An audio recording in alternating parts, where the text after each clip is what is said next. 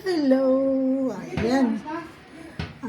Asikasuhin ko to. Ang gagawin ko naman ito, balatan. Hiwain para anuhin natin mga kapobre. Ito yung kakainin natin ngayong tanghali, no? So, maganda to mga kapobre. Ang laman nito ay masustansya.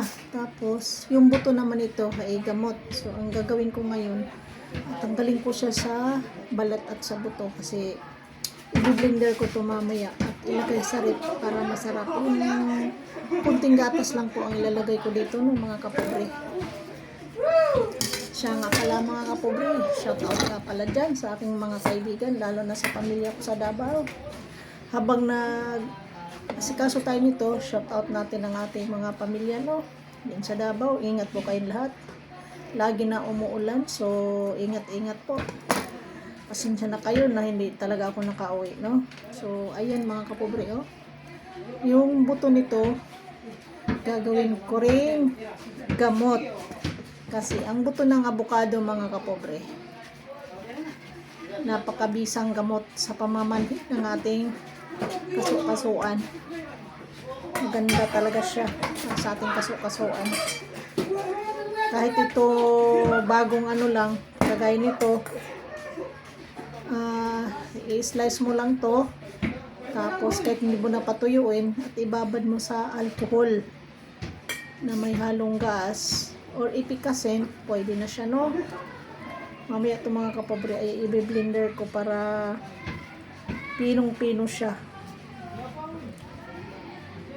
Ito dapat ang kakainin natin, no? Lalo na pagkagaya natin nagkaedad na, para healthy po tayo lagi mga kapobre.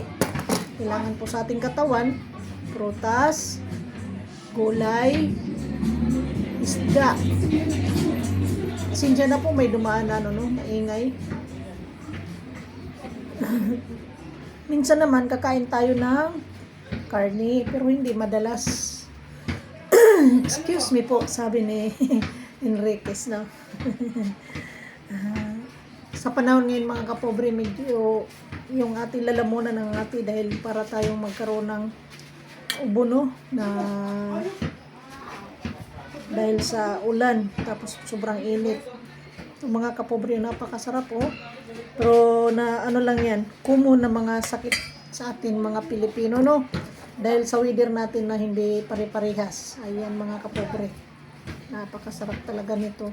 Ubusin ko to pag himay-himay para po, oo, ang sarap.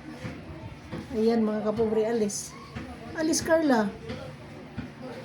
Ikaw talaga matiis mga kapobre, kakain talaga ako. Ganito ako mga kapobre pag naghimay ng avocado, no.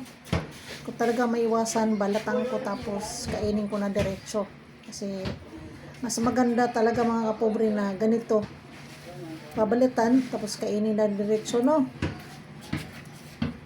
Sarap. Lalo na to yung kulay green, napakasarap. Ano Carla? Kain ka din?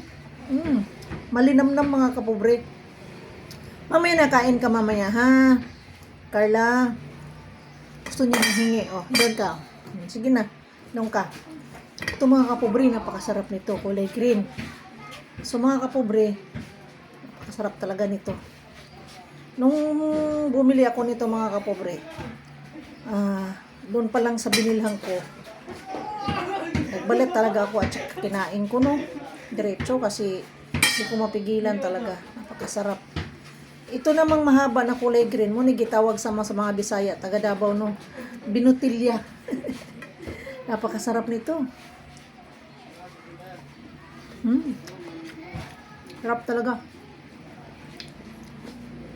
Alam nyo mga kapobre, pag ito lagi natin kinakain, no, healthy tayo. Napakain na talaga ako nito. Napakasarap.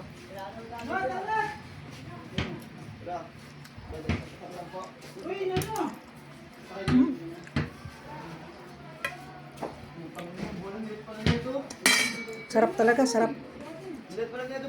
Yeah, mapakain talaga ako.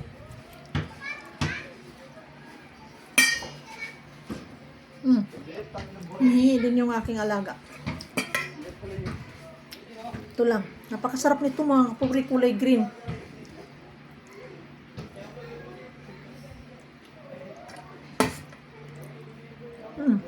baka maubos ko. Tapusin ko na lang 'to paghimay para tapusin ko na lang para ma-blender ko na. Kasi ito pabitin-bitin lang tong ganito eh. So ayan mga kapobre no, payo ko sa iba. Lalo na pag nagkaedad tayo, prutas-prutas talaga tayo lagi, no? Huwag kain ng kain kung ano-ano, lalo na yung pinaprocess na mga pagkain. Laging kumakain sa labas, iwasan po natin yan. Dahil hindi maganda po sa ating kalusugan, no? So maganda talaga ganitong pagkain, prutas. Kung wala mang avocado, jackfruit, saging, basta maraming prutas po na medyo mura lang na kaya natin bilhin, yun po ang lagi natin kainin kasi para maging malusog po tayo, walang sakit dahil mahirap magkasakit mga kapobre.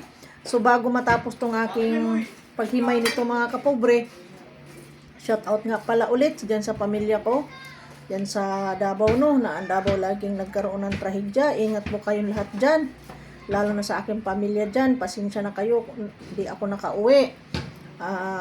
Ganun talaga minsan mga kapobre, doon sa gipit ng panahon di ako nakauwi, no. Dasala lang po tayo sa pamilya kong Cortez dyan. Shout out sa inyong lahat, Sanchez family.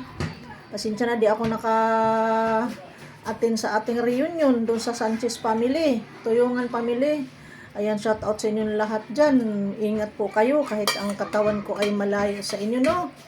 Pero yung puso ko ay laging nandyan, nagdadasal na sana ilayo kayo sa kapahamakan at bigyan kayo mahabang buhay. Ito lang sakit lang po. Yan lang po ang lagi kong ipinapagdasal.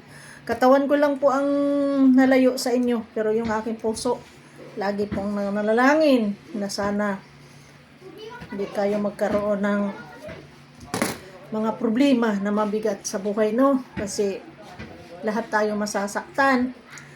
Dasal lang po, huwag kayo bumitaw sa Diyos. Manalangin lang po tayo kasi pag lagi tayong manalangin, yung Diyos malapit po sa atin. Hindi tayo iniiwan. Nililigtas po nila tayo sa kapahamakan lang po yung masabi ko. Ingat po tayong lahat. Dadalaw din ako dyan pagdating ng panahon na ako'y medyo hindi gipit, no. Kasi mahirap talaga ang buhay ngayon mga kapobre. Hindi basta-basta. Bago ka magkaroon ng pera, hirap talaga tayo maghanap buhay. Lalo na mahal ang bilihin. Maliit ang kinikitang pera. Kaya ganun, gipit talaga tayo. So ayan mga kapobre, thank you for watching. Panoorin nyo mga kapobre itong aking video sa aking YouTube channel. Isa nga pala, yung aking YouTube channel, pakisubscribe po mga kapobre. Kasi babalikan ko na po yung aking YouTube channel, no mga kapobre. Maraming salamat. Thank you for watching. Bye. Love you all. God bless po. Lalo sa pamilya ko sa Davao. Ingat po tayong lahat. Bye.